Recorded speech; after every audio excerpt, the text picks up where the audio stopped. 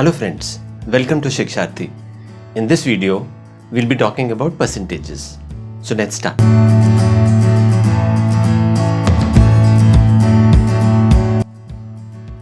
So if you recollect, in my first video on percentages, I had talked about single change.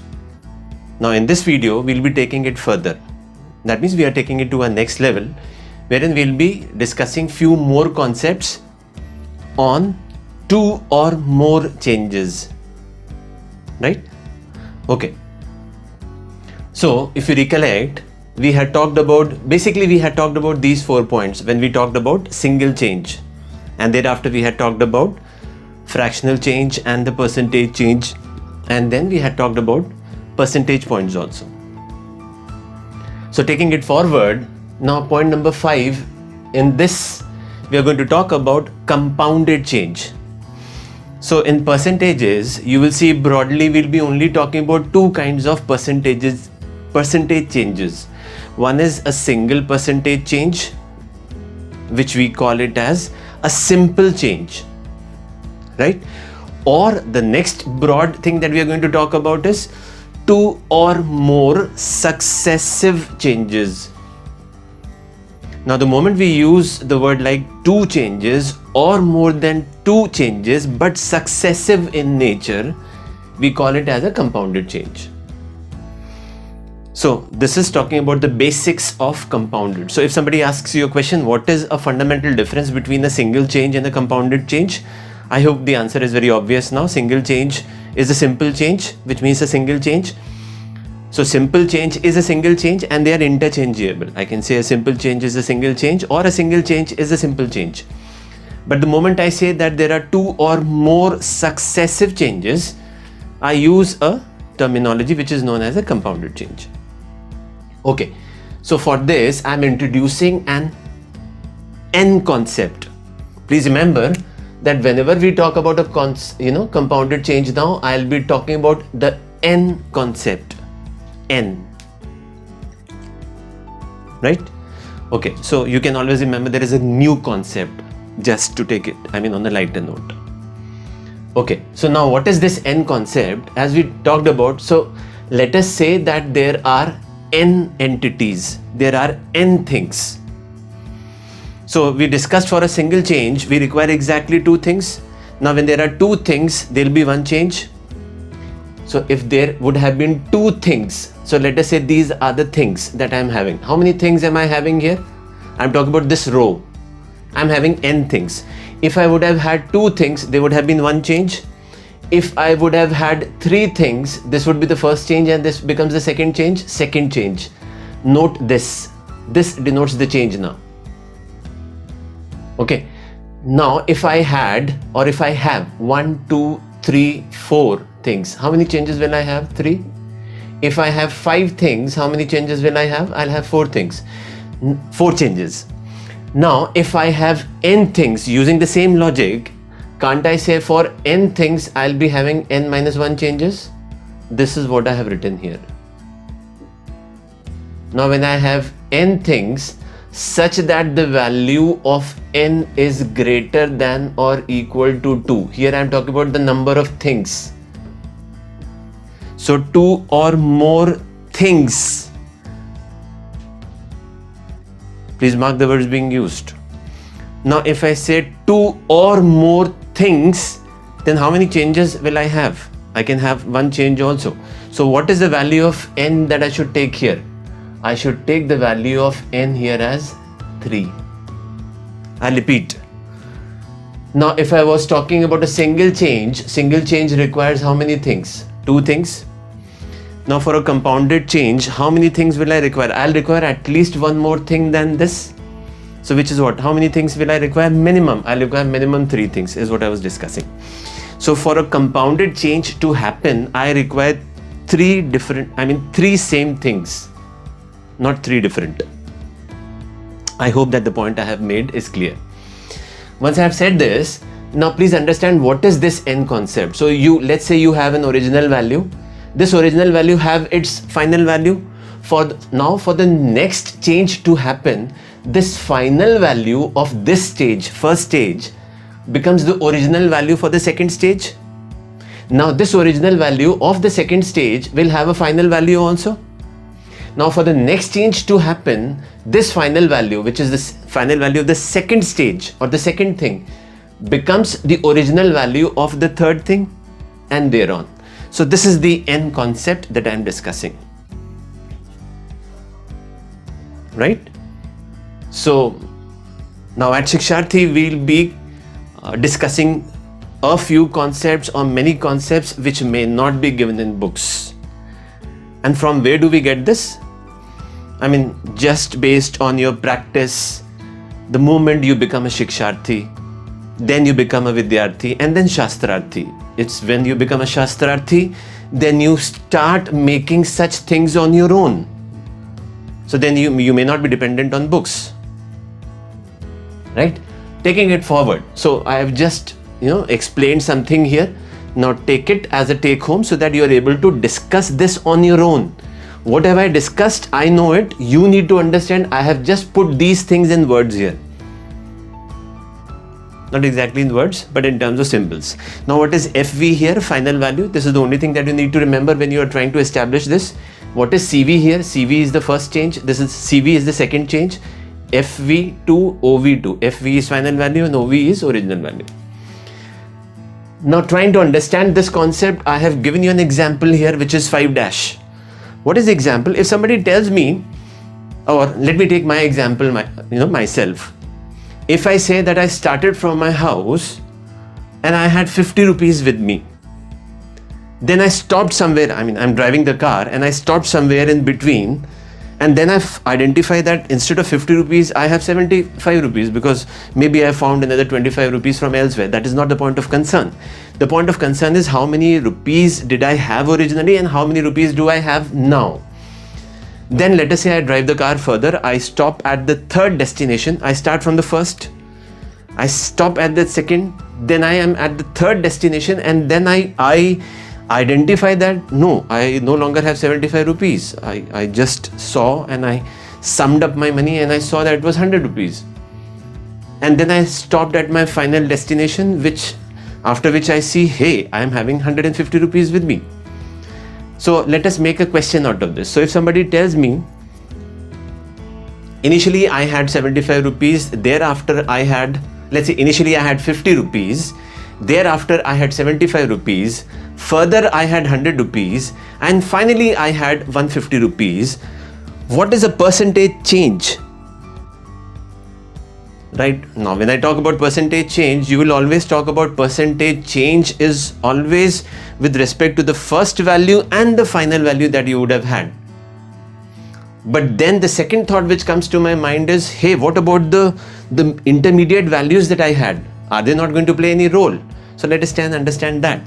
So please see, I started off with 50 rupees, then I had 75 rupees, then I had 100 rupees, and then I had 150 rupees. And I am explaining it to you just in the same way. So this row I am taking it for original values. This row I am taking it for final values. And these are what? These are the changes. So let's understand, the first change is from 50 to 75. The second change would be from 75 to 100. The third change would be from 100 rupees to 150 rupees. So how many values do I have? 1, 2, 3, 4. It's just like saying how many things do I have? 4 things. And 4 things will result into how many changes? Successive changes? 3 successive changes. Now in order to understand this further, let me first explain you point number 6, which is #6. So how do I calculate? So if you recall, in my first video, we talked about you just need to calculate what is the final value versus the original value. If you recall, we had established something like n divided by d is equal to final value upon original value. So whenever you are looking in for a percentage change or a fractional change, what are you supposed to do? Just calculate the final value divided by the original value. Now, if the final value divided by original value is greater than 1, which is just like saying percentage, in terms of percentage, greater than 1 means what? Greater than 100%, then you will be having a profit, which is percentage increase. You'll always be having an increase. Now, if my final value divided by the original value, if it is equal to 100%, which is just like saying, if final value divided by original value is equal to 1, it is an ideal fraction. So in that case, I'll have no change. And if my final value divided by original value is a proper fraction, what is a proper fraction? A fraction which lies between 0 and 1. In terms of percentages, a proper percentage will be a percentage which will lie between a 0% and a 100%. In that case, I'll have what? A loss, which is decrease. You just need to understand this for further discussions on this. So now coming back, so I explained point number 7. Now I come back to point number 6. Now, when there is a first change, as discussed, you just need to calculate what? Just find out FV1 upon OV1, and then thereafter, why am I using a multiplication operator? Because multiplication is successive. Please try and relate it with calculations now. So this topic is very close to calculations. So if I simply say this is my multiplicand and this is my multiplier, it itself becomes what? A compounded calculation. I hope you got it. Now what am I saying? I am saying that if you are taking a product of two numbers, that itself, now if I talk in this terminology, that itself becomes what? Compounded. Please try and understand this on your own. Okay, so now for the first change, what will you do? FV1 upon OV1. For the second change, FV2 upon OV2. You multiply all these fractions, so finally you will get this fraction. And why am I taking the product? Because it is successive. Now this results into a value x. Let us find out the value of x. What will be the value of x? So we just related or correlated few minutes back that FV1 will be equal to OV2. So can I say this thing and this thing gets cancelled out? Similarly, this numerator, this denominator gets cancelled out, this and this and this. So eventually you'll be left with what? So what is the value of x? You are left with the final value and the original value with which you had started. You just need to check this for a compounded change. Whenever they are giving you a question wherein you are supposed to find out the fractional change in a compounded reaction or a compounded change or a percentage change, you just need to see what is the ultimate value and what was the original value. And this we have proved it, we have established it. It is not that just out of a whim I am trying to say this. So we are talking about the seed. So there will be moments wherein a Vidyarthi becomes a Shiksharthi becomes a Vidyarthi, ultimately leading to a Shastrarthi, which is the concept note of Shiksharthi and education seeker. Right? Okay. Now taking this to a next level, so what will you do? If you recall that we had talked about a formula in the last session, in the last video, and the formula was you just need to see for a single change. So if I am looking for a simple change, I'll do what? Final value 1 divided by the original value 1 will be what? Either 1 plus or 1 minus r by 100. Taking this forward and using the concept that we have discussed in this entire session, we will say what? The final value at the nth stage divided by the original value at the first stage is nothing but the first change into the second change, which is the percentage change, into the third change and thereafter. Yeah.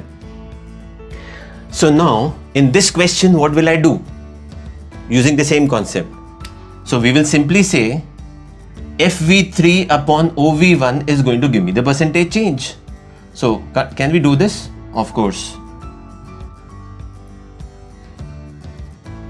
So what is the final value? 150. What is the original value? 50. What is this ratio? 3 by 1. So you will see that there is a terminology which is used.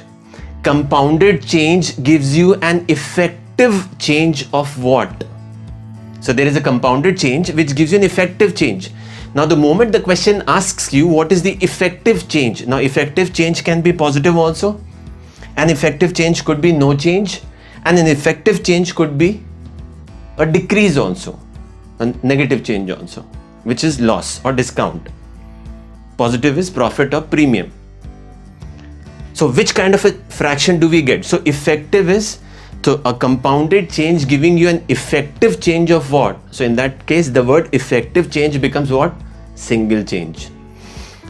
Another perspective here is a compounded change gives you a single change of what percentage or what fraction. So in a certain way, we are taking questions. So if you are doing, rather than practicing questions or doing questions, practice concepts first. Once you think that your concepts are in place, then you start doing questions on it. Because then it becomes easier for you to attempt the questions. So if I were to take an example on this, okay, let us take an example. If somebody tells me that there is a shopkeeper who offers 2 successive discounts of 10% and 20% each, that gives you an effective discount of what? I can simply use this concept. So I'll say what? FV. Now how many entities do I have? I have 2 entities, so I'll say FV2 upon OV1 will be equal to how much? 1 minus 10 by 100 into 1 minus 20 by 100. Right? How much is 1 minus 10 by 100? Can I say this is 9 by 10? Of course. And can I say this 1 minus 22 by 100? How much is 1 minus 22? How much is 1 minus 20 by 100? 80 by 100. How much is 80 by 100? 4 by 5. Can I say this is nothing but 72 by 100? So it is just like you started off with 100 rupees or whatever 100 it was, and finally you have how much? 72 rupees. What is the effective change? What is the kind of fraction that you're getting here? Proper fraction? Proper fraction means what? Loss. How much is the loss?